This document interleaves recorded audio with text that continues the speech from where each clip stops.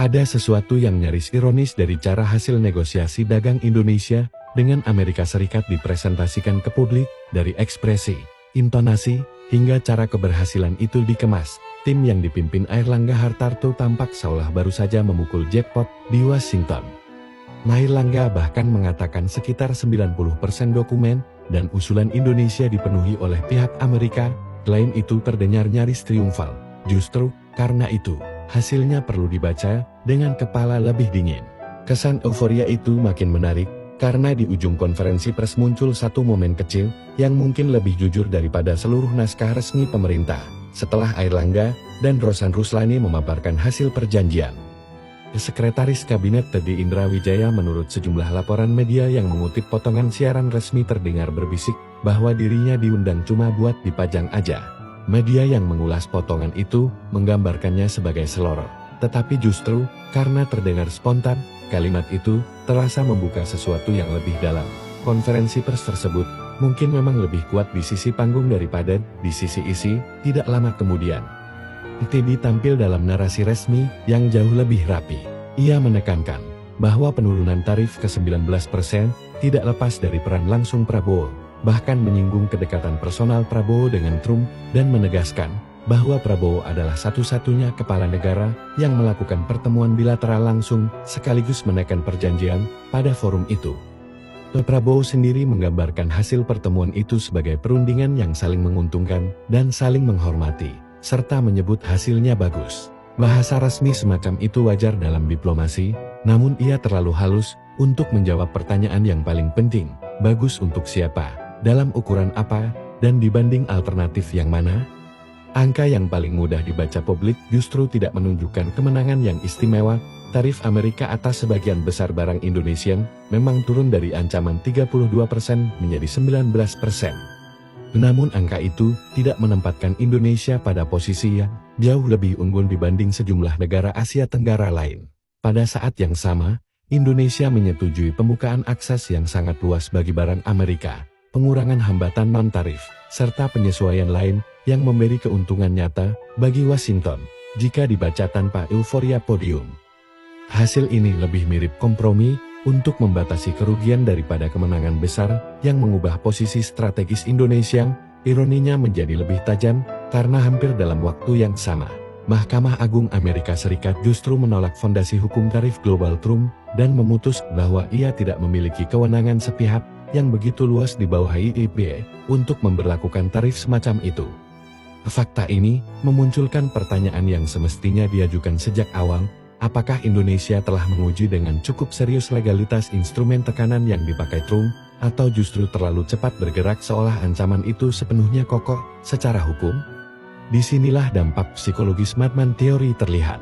Ancaman yang dikemas secara ekstrem sering membuat pihak lawan buru-buru mencari jalan aman, bahkan sebelum sempat menguji apakah dasar hukum, ruang gugatan, dan daya tahan politik dari ancaman tersebut benar-benar solid. Ketika Jakarta merayakan hasil perundingan sebagai capaian besar, dasar hukum dari sebagian instrumen tekanan Trump justru sedang dipukul balik di negerinya sendiri. Konsep Madman teori membantu menjelaskan situasi ini dalam literatur strategi. Gagasan ini biasanya ditelusuri ke diplomasi Richard Nixon pada masa Perang Dingin. Seorang pemimpin tidak harus selalu tampak rasional dalam pengertian klasik. Ia hanya perlu cukup tidak terduga sehingga lawan percaya bahwa ancaman ekstrem benar-benar mungkin dijalankan. Dalam bahasa Thomas C. Schelling, kekuatan paksaan sering bekerja bukan hanya lewat kemampuan nyata, tetapi lewat kredibilitas ancaman dan manipulasi risiko. Dalam praktik politik modern, Trump berulang kali menunjukkan pola serupa. Ancaman dinaikkan setinggi mungkin, lawan didorong ke titik cemas, lalu penurunan sebagian dari ancaman itu dijual sebagai ruang kompromi. Dalam konteks Indonesia, ancaman tarif 32% memainkan fungsi itu dengan sangat efektif. Begitu ancaman dibuat cukup tinggi, penurunan ke 19% bisa dipresentasikan sebagai pencapaian diplomatik, meski secara struktural belum tentu menciptakan keunggulan baru. Namun jebakan ini tidak berhenti pada gaya Trump. Ia bekerja lebih efektif ketika lawan merespons dalam kerangka yang oleh teori permainan dikenal sebagai prisoner as dilemma, model yang mula-mula dipopulerkan oleh Albert Way. Tutur ini kemudian menjadi salah satu perangkat analitis paling penting dalam studi konflik dan kerjasama. Dari Anatol Rapoport hingga Robert Axelrod, intinya sederhana. Pilihan yang tampak rasional bagi setiap aktor secara individual bisa menghasilkan hasil kolektif yang lebih buruk bagi semua. Masalahnya muncul ketika banyak negara menghadapi tekanan yang sama, tetapi masing-masing memilih bergerak sendiri-sendiri ke jalur bilateral demi menyelamatkan dirinya lebih dahulu. Secara individual, langkah itu tampak rasional. Tetapi ketika semua melakukan hal yang sama, yang tercipta justru fragmented bargaining. Negara-negara menengah memecah posisi tawar mereka sendiri, sementara Amerika menikmati posisi sebagai pusat gravitasi negosiasi. Pilihan yang terlihat logis bagi tiap negara pada akhirnya menghasilkan hasil kolektif yang lebih lemah bagi semuanya. Indonesia tampaknya masuk tepat ke dalam jebakan itu. Persoalannya bukan semata-mata bahwa pemerintah ingin menghindari ancaman tarif 32%, melainkan bahwa Indonesia ikut menerima logika permainan bilateral tersebut, berlomba memperoleh tarif sedikit lebih rendah daripada negara lain. Seolah selisih kecil itu cukup untuk menciptakan keunggulan kompetitif, padahal justru disitulah prisoner S dilema bekerja. Ketika setiap negara ASEAN bergerak sendiri-sendiri ke Washington untuk menyelamatkan dirinya masing-masing, posisi tawar kolektif kawasan pecah, dan pihak yang paling diuntungkan justru adalah Amerika bagi Indonesia. Pilihan itu bahkan lebih problematik, karena fondasi domestiknya belum cukup kuat untuk mengubah konsesi tarif menjadi lonjakan investasi yang nyata. Investor global tidak memindahkan pabrik, hanya karena satu negara memperoleh selisih tarif beberapa poin. Mereka melihat keseluruhan ekosistem, kepastian regulasi, kualitas logistik, stabilitas kebijakan industri, biaya energi, konsistensi insentif, integrasi ke rantai pasok global, serta apakah korupsi terkendali, tata kelola membaik, dan kepastian hukum cukup kuat untuk melindungi modal jangka panjang. Jika faktor-faktor itu masih lemah, keunggulan tarif yang tipis menjadi hampir kosmetik. Dalam konteks ini, kelemahan Indonesia bukan pada kemampuan berunding semata, melainkan pada kecenderungan melebih-lebihkan arti kemenangan tarif di tengah masalah domestik yang belum dibenahi.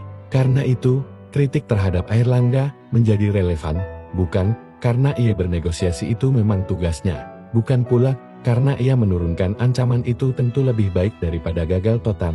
Kritiknya terletak pada cara hasil itu dijual, seolah Indonesia telah memenangkan sesuatu yang besar, padahal jika membaca rincian kesepakatannya, yang paling mungkin terjadi adalah Indonesia hanya berhasil membeli penurunan kerugian dengan harga konsesi yang tidak kecil. Itu mungkin dapat dipertahankan sebagai damage control, tetapi terlalu jauh untuk dipasarkan sebagai kemenangan strategis yang luar biasa.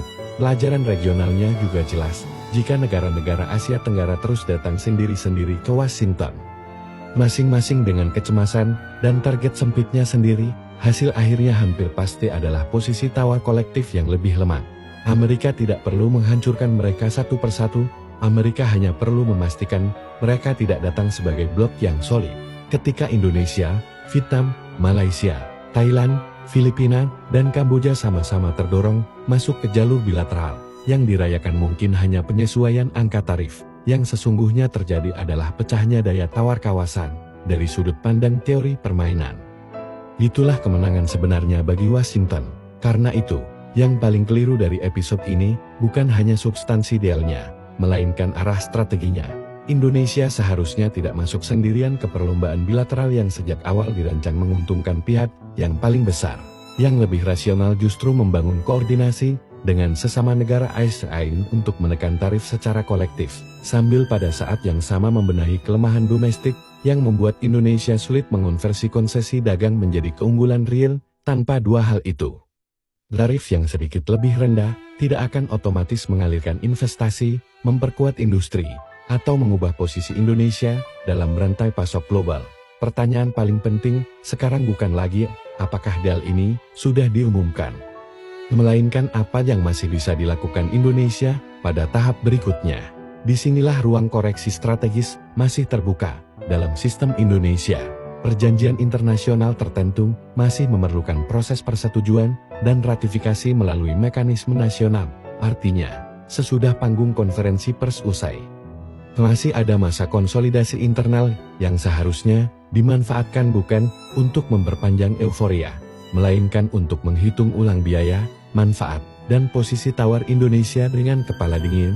Langkah rasional setidaknya ada 4. Pertama, pemerintah harus melakukan audit menyeluruh atas seluruh konsesi, tarif, hambatan non-tarif, standar produk, dan komitmen investasi, lalu memisahkan mana yang benar-benar memberi manfaat ekonomi dan mana yang sekadar dibayar untuk menurunkan tekanan jangka pendek.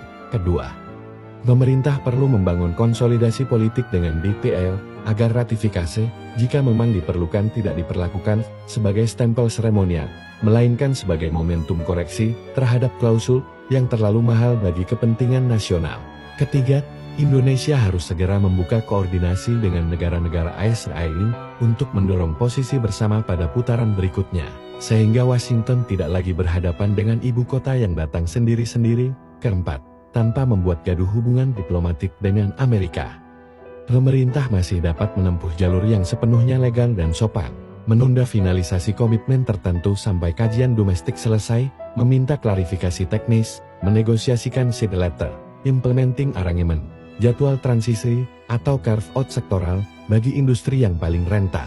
Semua itu bukan tindakan memusuhi Washington, itu justru bentuk diplomasi yang lebih matang, karena berusaha menyempurnakan kesepakatan tanpa mengingkari hubungan strategis. Jika pemerintah serius ingin membuktikan bahwa ini bukan jackpot semu, maka tahap setelah Washington harus menjadi tahap pembetulan, bukan tahap propaganda. Yang dibutuhkan sekarang bukan tambahan konferensi pers, melainkan disiplin negara, konsolidasi internal, pengujian DPR, perlindungan bagi sektor rentan, pembenahan tata kelola di dalam negeri, dan yang terpenting, pergeseran dari diplomasi bilateral yang reaktif menuju strategi kawasan yang lebih cerdas. Tanpa itu semua, Indonesia tidak sedang memenangkan permainan. Indonesia hanya sedang belajar merayakan kerugian yang sedikit lebih kecil sebagai kemenangan besar.